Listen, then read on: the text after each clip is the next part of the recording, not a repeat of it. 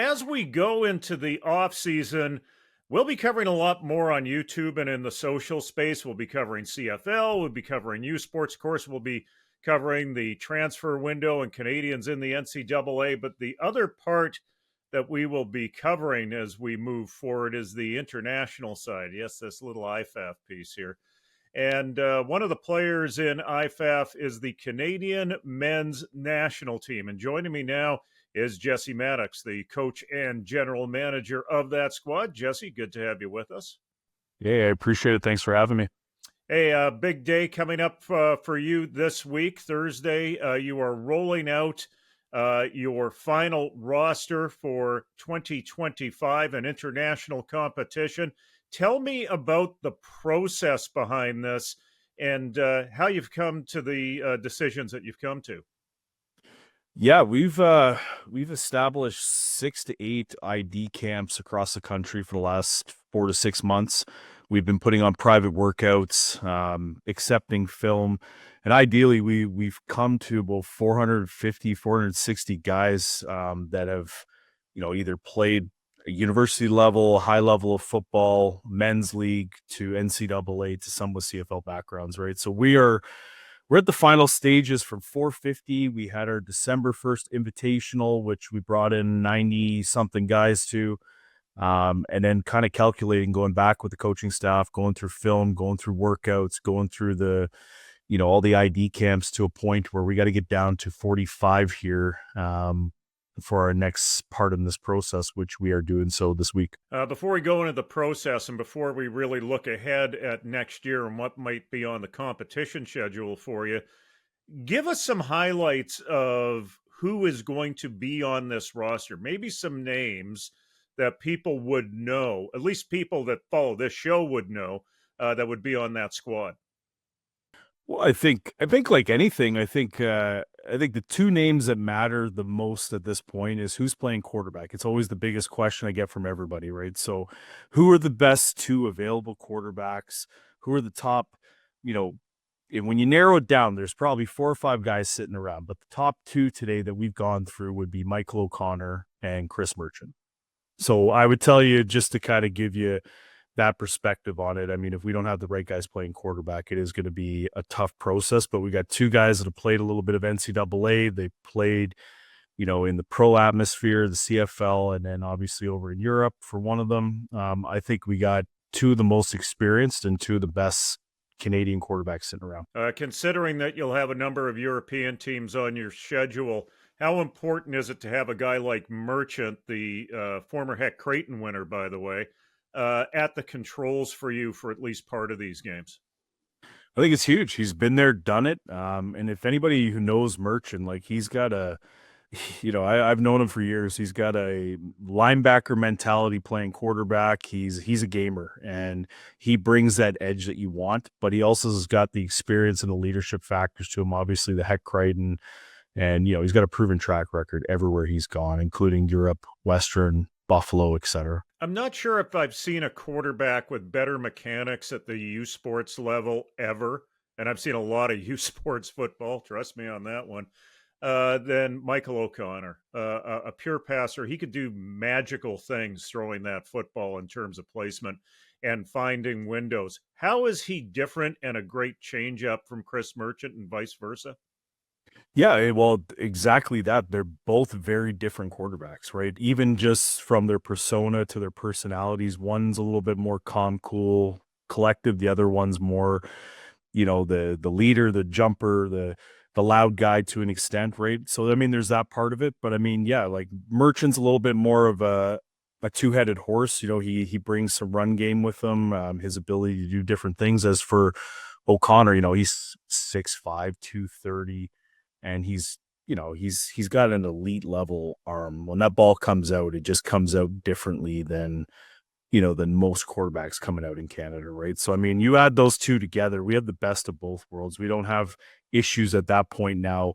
What can we and can't we do offensively? Because now we have 2 of the best and we can do whatever we want. And I think that makes us very dangerous. Now, I understand that you're essentially the North American representative. The U.S. is not fielding a team this coming year, and you had a chance, at least you believe, to play Mexico, but Mexico was not ready to engage in a game. But European competition has been rolling now since 1985. There are some good teams in Europe from top to bottom, and more importantly, there's some good programs in Europe. These Yep. guys know each other. They've played with each other for a while. Germany is rising back up into that A pool. Once again, there will be a European Final Four in October featuring Germany, Austria, Finland, and Italy. It looks like you'll have an opportunity to play at least 3 of 4 of those teams at some point if the schedule pans out.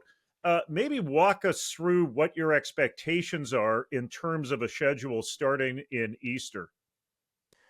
Yeah, so I mean, obviously, we've been at Mexico for quite a bit of time, and unfortunately, they've decided they're not ready to kind of host a game of this caliber at the very last moment here for various reasons, and I won't get too much into it other than it is disappointing. But as much as it's disappointing, it's blossomed, a new flower, which is Italy has stepped up to potentially host us the Easter weekend, which I think is, when you look at it on the grand scale of things, I mean, going to Italy versus going to the outback of Mexico, I do think it's for a Canadian guy or Canadian players going down. I do think it's a more enjoyable trip and a memorable one. I do think it makes it a better situation for us, and then we're also getting used to, like you said, some of these European teams have been established. We've seen that at the under 20 stuff and where they've come. And I think when you bring it down to Italy hosting, we're going to get our first taste of what's next, if we get to that final stage at the end of the year. Taking a look at the summer, you might have an opportunity to host a game in Canada. Tell us a little bit about how that is developing.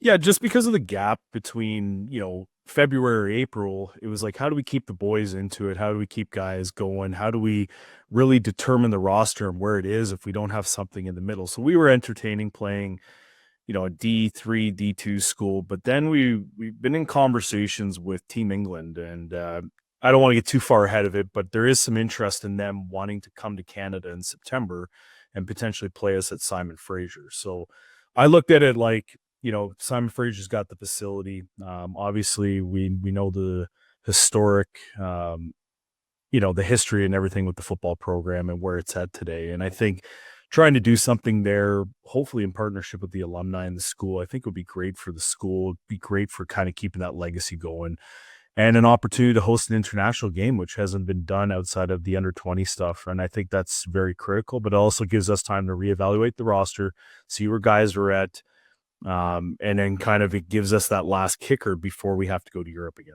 Tell us about the formation of this program and how you're operating it. Certainly, Football Canada has given you the go ahead to carry the brand forward in the international arena.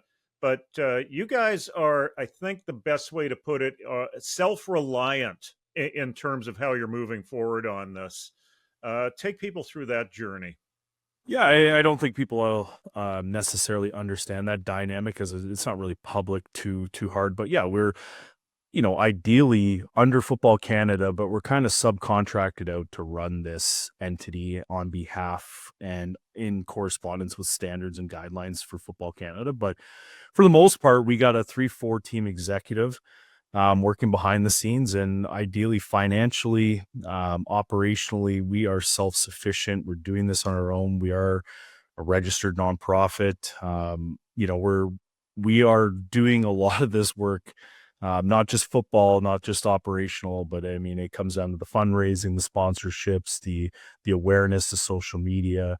We're kind of doing a lot of this from the ground level up, trying to restore this team from where it was in 2011 and bringing it back. And I think, it has come a long way, but we definitely got the right people in the right room to do so. And, and Football Canada has been great with supporting us and, and their obligations to what this is. And, and for the most part, we got our work cut out for us, but we're excited about it. I know by talking to the Europeans, they're charged up in terms of having a team from North America come out and essentially inject that energy of a world championship back into the flow of things internationally. It's been since 2015 that we've had a world championship. Tell me a little bit about what your expectations are going to Europe and playing in that time period of the end of October, the beginning of November against a potential European champion that could essentially provide a world title. Is this what this is all about for you? Yeah, you know what? I think in the 1 year that we did this in 2011, I think Larry Haler was the head coach, and they had an all-star cast of U Sports coaches, Greg Marshall, Blake Nell. They finished silver to the United States, and then 15 didn't happen, COVID year, and now we're kind of where we are today. And I would say, we've won at the junior level, and I think with the amount of athletes that we have that are at the U Sports level, the NCAA level, the junior ranks all the way into the CFL, there's no reason that we can't play anyone in the world right now and compete, and especially over in Europe. And I think having the opportunity to do so is a great thing for Canada in Canadian tackle football, but also an opportunity for us to showcase where football is in Canada and how serious we are about it. Well, now that I'm the vice president of IFAF, I have to be impartial. But at the same time, Jesse, hats off to you and your entire team in terms of showing that Canada is a global leader in this game. And I know that's one of the objectives that was 100%. set forth by Football Canada 5 years ago.